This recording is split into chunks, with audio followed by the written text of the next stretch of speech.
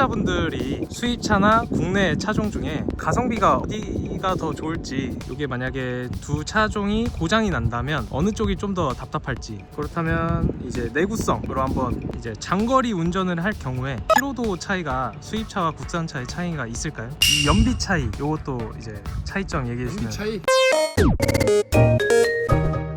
신화트럭입니다. 오늘은 뭐가 궁금하시죠? 같은 등급의 국산 차량과 수입 차량 두 차량을 비교한다면 어떤 등급의 어떤 차가 맞고 또 이 차량들은 차이점이 어떻게 돼 있는지 좀 설명해 주시면 좋을 것 같습니다. 내부까지 세세하게 들어가기는 어렵지만 이제 저희 차고지에 있는 차량들을 위주로 제가 설명해 드리겠습니다. 원래 4.5돈 5돈차로 축을 달아서 13.5돈까지 증톤을 합니다. 5돈차의 가장 대표적인 주자 파비스입니다. 파비스는 어떤 느낌이냐면 굉장히 무난합니다. 현대가 현대했다. 많은 분들이 뭐 호불호 없이 장고장도 뭐 그럴저럴, 주행 성능도 그럴저럴 국산 도로에 맞춰져 있는 차량이기 때문에 많은 분들이 사용을 합니다. 예전에 메가트럭 같은 경우는 좀 실내에서 차숙을 하는 공간이나 생활하는 공간이 많이 부족했는데요, 이번에 파비스로 변경을 하면서 실내 공간을 굉장히 크게 대우차처럼 만들었기 때문에 21년도부터 생산된 파비스는 인기가 많고 좋습니다. 5돈차 기준으로 예전에 강자였죠. 여기 노부스입니다. 12년도부터 20년도까지 프리마 긴 게 나오거나 구센이나 맥센이 나오기 전까지는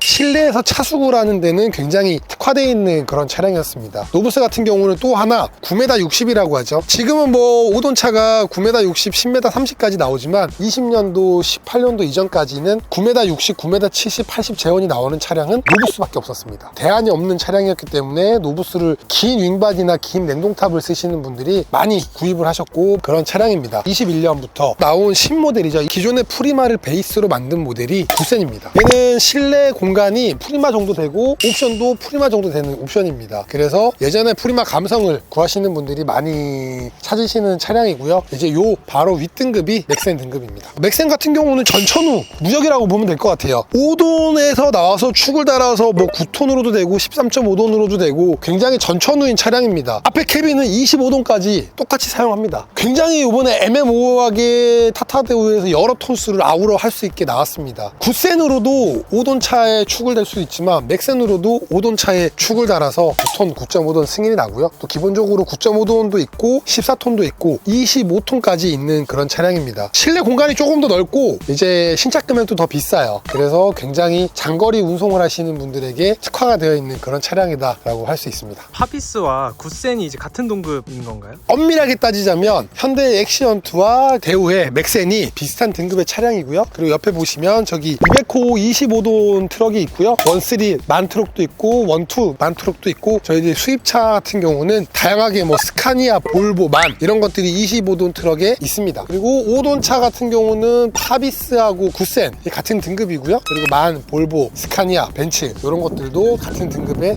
차량들이 있습니다. 국내 최초로 중고화물차 AS 소모품까지 완벽하게 보장해드립니다. 1개월 2,000km 기준입니다. 신화트럭 화이팅! 그러면 이제 한 가지 질문 드릴게, 초보자분들이 수입차나 국내 차종 중에 가성비가 어디가 더 좋을지. 가성비를 따지면요, 생각할 필요도 없이 그냥 국산차가 제일 좋습니다. 내가 2억짜리 차를 사서 일을 해서 5천만 원이 되나, 내가 1억 5천짜리 차를 사서 시간이 지나서 5천만 원이 되나, 감가상각이 수입차는 1억 5천이고 국산차는 1억이거든요. 감가상각의 폭이 크기 때문에 소모성 비용을 생각하면 수입차는 수입차를 타시는 분들의 따로 있습니다. 처음 사셨던 분이 수입차를 하신다기보다 한번 타셨던 분들이 또 선호하는 브랜드가 있기도 하고요. 그래서 가성비를 따지고 초보자이신 분들은 국산 브랜드를 애용하시길 하는 그런 생각입니다. 저희가 이제 국산차와 수입차를 비교하는 이 컨텐츠이기 때문에 이게 만약에 두 차종이 고장이 난다면 어느 쪽이 좀 더 답답할지. 뭐 당연히 수입차가 더 답답하겠죠. AS 한번 하려면 밀려있는 순서를 기다려야 되기 때문에 답답할 거고요. 뭐 파비스나 이런 우리 국산차는 현대나 타타가 아니더라도 일반 큰 공업사에서도 수리가 가능하지만 수입차 같은 경우는 부품을 안 줍니다. 그래서 볼보면 볼보, 벤츠면 벤츠, 만이면 만, 스카니아면 스카니아, 정비에 대해서 굉장히 큰 어려움이 있고요. 그리고 또 하나 답답한 건 수리비 나오면 답답합니다. 수리비 많이 나오니까 가슴이 좀 먹먹하고 답답하죠. 그렇다면 이제 내구성으로 한번.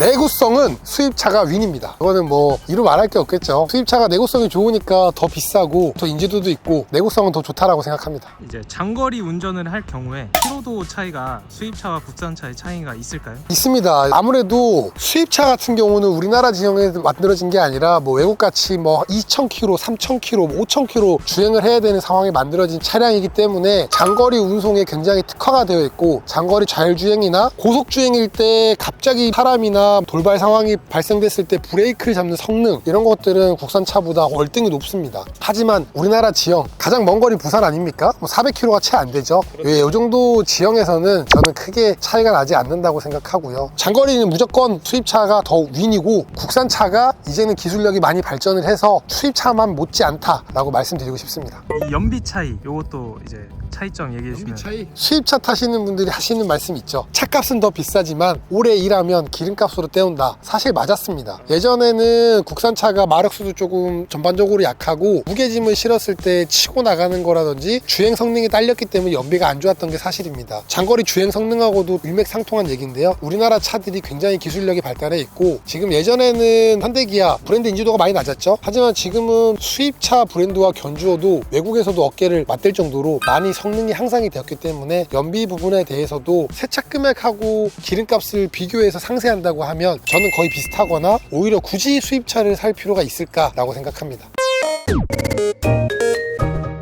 오늘 이렇게 개인적으로 지극히 제 주관적인 생각입니다. 뭐 댓글에 수입차 타시는 분들 좀 뭐라 하실 수도 있을 것 같고요. 그리고 국산차 타시는 분들이 뭐라고 하실 수도 있을 것 같은데요. 제 정말 개인적인 주관을 담았고요. 제가 아시는 분들, 또 저희 구독자분들이 하시는 얘기들을 제가 토대로 얘기를 했으니까 편견 없이 재미로 영상을 봐주셨으면 좋겠습니다. 이상으로 오늘 신화트럭에서 수입차하고 국산차 비교하는 영상 담아봤습니다. 자세한 문의는 공감이나 댓글 주시면 또 제가 또 아는 만큼 친절히 상담 드릴 수 있도록 하겠습니다. 이상으로 신화트럭이었습니다. 감사합니다.